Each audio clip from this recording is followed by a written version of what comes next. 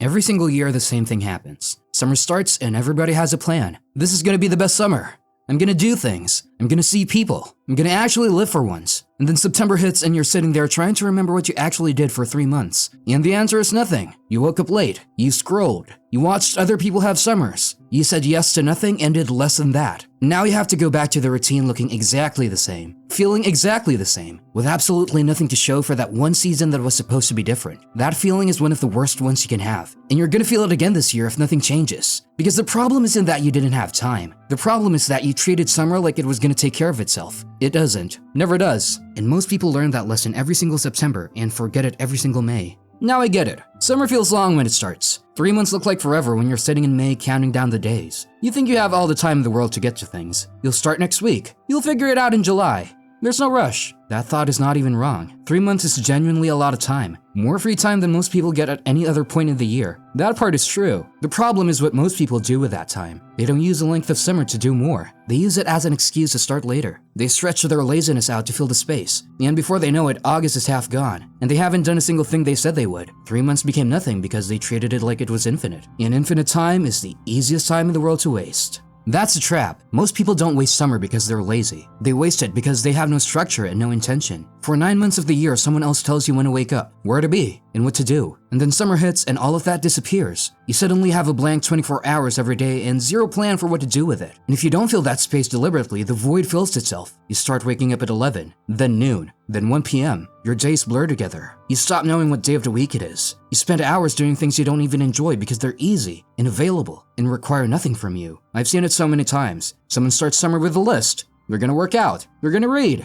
They're gonna actually go outside and do things and see people. And for the first week, they mean it. They're genuinely fired up. And then one slow day bleeds into another. They stop going to the gym because they slept in. They stop making plans because nobody else seems to be making them either. They stop doing the things they said they would because nobody's holding them accountable and nothing feels urgent. And that's where almost everyone disappears. Right into their couch. Right into their screen. Right into another summer that passes without leaving a mark. And here's where the real damage happens. It's not just that you wasted a summer. It's that you wasted a summer you actually wanted to do something with. That's the killer. You had intentions. You had things you wanted to do, places you want to go, people you wanted to see. And instead of doing any of it, you spent 3 months watching other people do theirs. You opened Instagram and saw someone at the beach. You opened TikTok and saw someone on a road trip. You saw highlight after highlight of people actually living. And you sat there consuming it like it was entertainment. That's what makes September so brutal. Not that the summer was objectively bad, but that it could have been something and you let it slip anyway. You had the time, you just didn't use it. And the worst part is that you already know this. You felt this exact feeling before. You felt it last September, and the September before that, and you told yourself this year would be different. But nothing changed because knowing something is a problem, and actually doing something about it are two completely different things. And most people stop at knowing.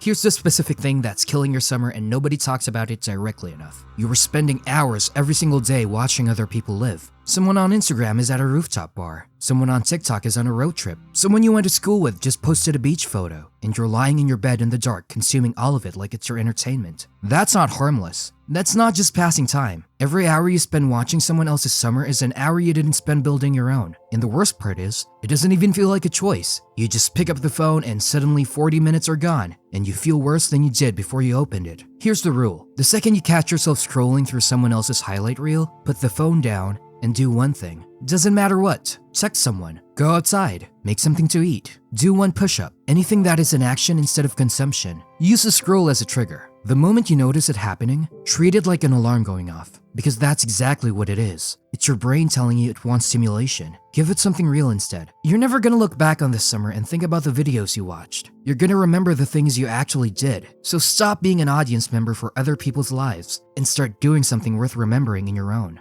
So what do you actually do? It's not complicated, but it requires doing something most people refuse to do. It requires being intentional. You don't need to schedule every hour. You don't need to wake up at 5 a.m. and optimize your entire day. But you need an anchor. One thing that happens every morning that gets you moving before the day evaporates. For me, that was simple. Coffee outside for 20 minutes before touching my phone. No scrolling, no notifications. Just a cup of coffee and whatever was happening outside. It sounds like nothing. It changed everything. Because it meant I started every day with something intentional instead of something passive. From there, one thing before noon. Not a list.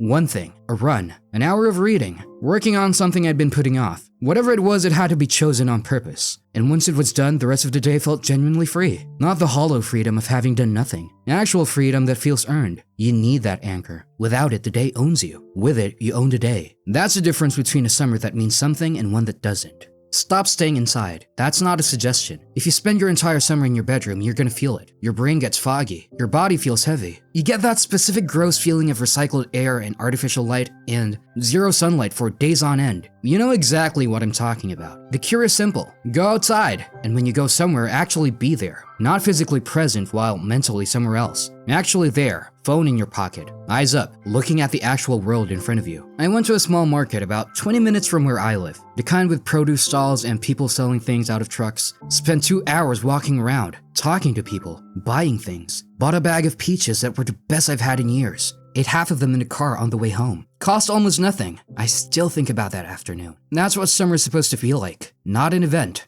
Not a trip, just going somewhere and actually being there. Summer is the only time of year when this is easy, when the days are long and it's warm and there's no reason to be inside. Stop wasting it staring at a screen in a room. Here's something nobody wants to admit. A lot of summers get wasted not because people didn't want to do things, but because they waited for someone else to make it happen. They sat around hoping someone would text, hoping someone would suggest something, hoping a plan would just appear. And when it didn't, they did nothing and blamed the summer for being boring. That's not the summer's fault. That's you outsourcing your own life to other people. The people who actually have summers worth remembering are the ones who make the move. They send a text. They suggest a specific thing on the specific day, not, "We should hang out sometime." That sentence has never once led to anything. But, "I'm going to the spot on Saturday. You should come." That one actually happens. Stop being the person who waits. Be the person who decides. If you want to go somewhere, go. If you want to see someone, reach out. If you want something to happen this summer, make it happen. Nobody's coming to save your summer for you. And the friends who actually show up when you make the move, those are the ones worth keeping. The ones who never initiate anything and only show up when it's convenient for them. Those are the ones quietly taking up space in your life. Summer is the best filter for this. It shows you exactly who your real people are. Pay attention to who reaches out. Pay attention to who shows up and invest your time accordingly.